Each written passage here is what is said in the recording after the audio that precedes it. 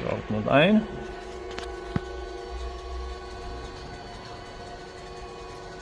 So, jetzt probiere ich mit der Axt ein bisschen verfahren. Ja. So, da haben wir den Tisch.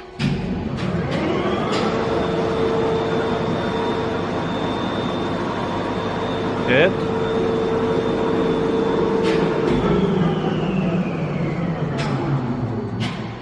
So, probieren wir mit dem Kopf.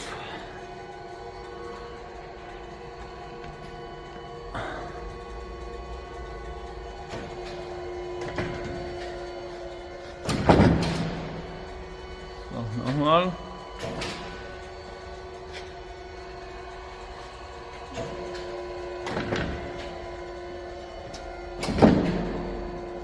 So, probieren wir mit dem Ding zu fahren jetzt.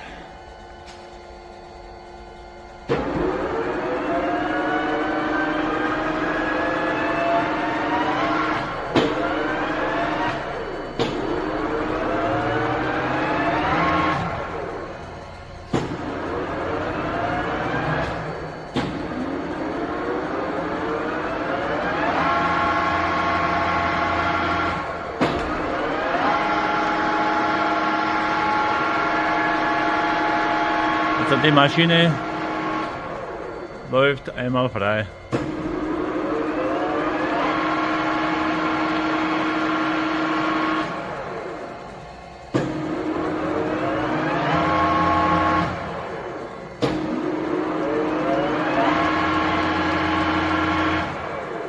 Okay, das war's.